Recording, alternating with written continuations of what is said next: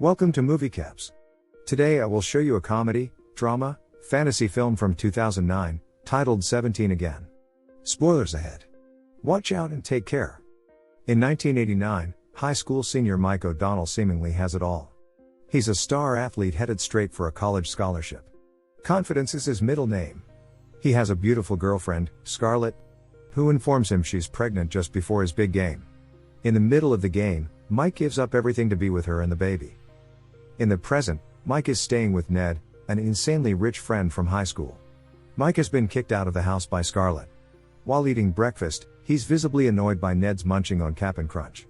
Silver lining is that after 16 years on the job, he's about to be promoted to regional sales manager. Again, he's out of luck. Wendy, who has only been with the company for 2 months, gets the promotion. As an excuse, his boss tells him he's too valuable to be promoted. As if the day could not get any worse for him. He returns to his high school and reminisces about his basketball awards and the life he could have had. The janitor shows up out of nowhere and talks to Mike like he knows him very well. He asks him if he had the chance to do it all over again, would he? Yeah, I would. Just as his daughter Maggie arrives, the janitor puffed. He spends some family time with his son Alex and Maggie, who, it turns out, has been accepted to Georgetown College. Mike asks about his son's basketball practices. Alex is clearly disinterested. His kids pay no attention to him. Scarlett destroys Mike's belongings in the backyard. The divorce is coming up in 2 weeks, and she accuses Mike of making excuses his whole life, like how he could have had a much better life if he hadn't ran after Scarlett and got the scholarship. This seems to be a repeating pattern for Mike. His life has hit rock bottom. As he drives to Ned's house, his radio starts acting up, and a big storm is looming. Mike sees the mysterious janitor standing on a railing. The truck drives by and he's gone again. When Mike checks the water, he sees a water spout and himself when he was 17. He falls in. In the morning he is back at Ned's, washing off the dirt. He is shocked to see himself young. Ned does not recognize him and attacks him with an axe. Who even has that many medieval weapons lying around their house? They continue the Star Wars themed battle until Ned picks up a photo and sees Mike in his high school days and realizes it's actually him. Ned tries to understand what happened to Mike through his comics, to no avail. Mike knows it was the janitor. He goes to the school to look for him. It turns out there is only one janitor at this school and she is a lady. Mike notices a puddle and follows it. The puddle leads him to the basketball court. He deciphers that his spirit guide, aka the janitor, wants him to relive his senior year. At home, Ned is just casually playing on his 5 monitors. He yells in Mike's face that he will never ever go back there. A moment later, he is at the school pretending to be Mike's father to enroll him in. Mike is dressed in what 80s kids would consider hip. When they are called in to see the principal, Jane, it is as if Ned sees an attractive woman for the first time and can barely keep his hands to himself. After a few inappropriate comments and an embarrassed laugh, Mike is accepted. And they finally leave. When Mike realizes he looks like a fool in the hall, Ned buys him a new Audi and some fancy clothes. Even after all that, I would not call his first day of school heavenly. He gets a call from Scarlett about the divorce, which he completely forgot about, and they reschedule. After he finishes his call, he sees Alex, his son, in a sticky situation. Mike helps him out, and they bond over lunch. Since Mike is new here, Alex tells him everything about the school, from the hottest girl Nicole to the biggest bully Stan. He was the one who taped him to the toilet and he's Maggie's boyfriend. Mike is shocked at how little he knows about his kids. Mike stares at Stan and makes him come over to Alex and bully him. This infuriates Mike, and when asked what he's going to do about it, he replies like a father. I am going to call your parents. The whole cafeteria burst into laughter. Stan checks his reflexes, a failed attempt. Everyone in the cafeteria falls silent as Mike begins to tell why Stan is a bully while juggling the ball. Long story short, Stan has a small wiener. Mike realizes he is a bad father and tells it to Ned. His son has spent the last year being the school's punching bag, and that his daughter is getting a tongue bath from a jerk. He concludes that he turned 17 again to set his kids on the right path. He visits Alex and notes that he shoots 3-point shots without a problem and tells him he's going to get him on the team. Scarlett arrives after a happy hour and can't get over the fact that young Mike looks just like her husband when he was young, obviously because it is him. Mike is in health class where they talk about safe coupling. This does not sit well with him, because Stan takes a handful of Durex. He starts a speech about how you should only do it if you are in love or married, which is embarrassing but very wholesome at the same time. After the speech, people return the rubber, but Stan just marks that he finally has enough for the whole weekend, which makes Mike jump on him, but Stan overpowers him and beats him up. This makes him the laughingstock of the whole school. Also, as requested, Mike is in trouble and Ned is here to flirt with Jane. When she enters her office, she tells Ned that peacocking will not work on her. Later he visits Scarlett. She is sober and still in shock. He offers her his help, in a flirtatious way. Scarlett explains to him her plans for the backyard.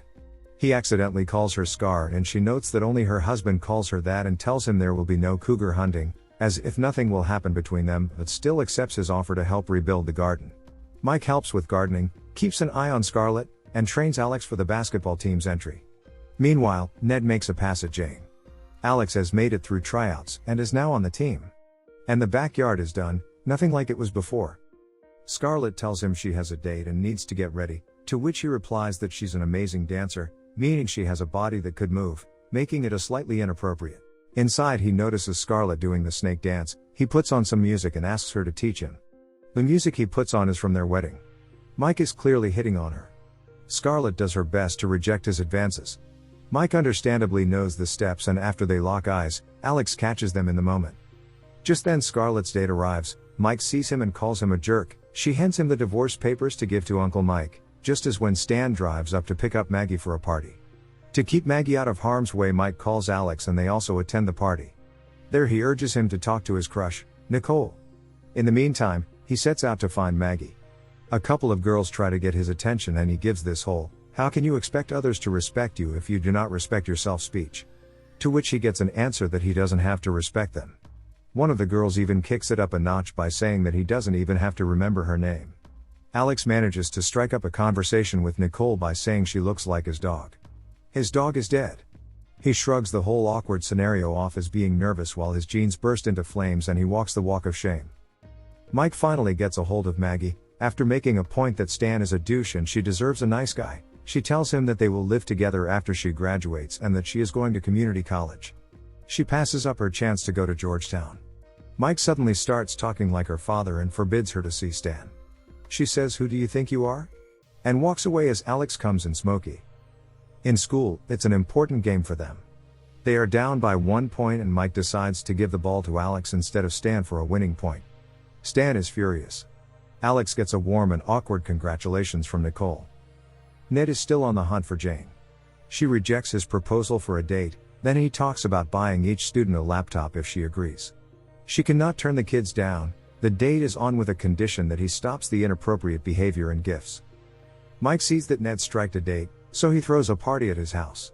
Later, he notices Maggie crying and comforts her. Stan dumped her. What a surprise. He gives her a speech about how one day she'll meet her soulmate while he's uncomfortably close. And in that moment, Mags falls in love with her father, when he's 17. A quick rebound from her heartbreak. The whole school is invited to Mike's party. Alex gets along well with Nicole. Meanwhile, Ned is enjoying his time with Jane. He confesses to her that he doesn't know how to act normal and that he's a dork, with a Lord of the Rings reference somewhere in the middle. Jane continues with his reference. They realize they are perfect for each other as they start conversing in the Elvish dialect. Back at the party, Stan tries to apologize to Maggie. She turns him down saying she's with someone else now. Mike tries to punch Stan, but he fails. Stan knocks him out. Mike wakes up speaking gibberish on Maggie's lap. She knows why he did not want her to be with Stan, because Mike wanted her to be with him. She starts playing a game with him where she is a lion and he is a gazelle. He tries to argue that he is in love with someone else, and when she questions him, he cannot answer. Jane and Ned's dinner comes to a close, with what should be a happy ending.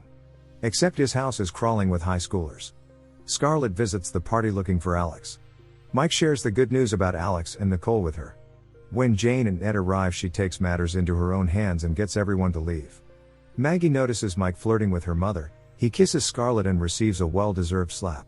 He tries to chase after her and tell her he's the real Mike, the father of their children. Scarlett calls him a weirdo and that he should stay away from her. Then Maggie and her friends come and slap him for being a perv.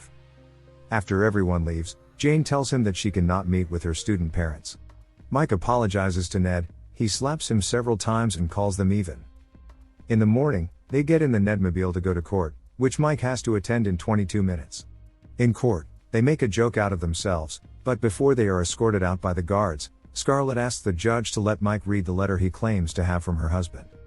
He reads a long story about losing his way and loving her very much, which Scarlett can relate to. He does not want Scarlett to proceed with the divorce. Mike leaves the letter and walks away. Scarlett postpones the divorce and checks the letter. It is the courtroom's address. She starts to wonder. Later, Scarlett looks at her high school album from 1989.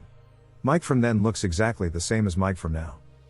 A scout will be at Mike's scholarship game today, just like in 1989, and Scarlett is there with Maggie to watch the game.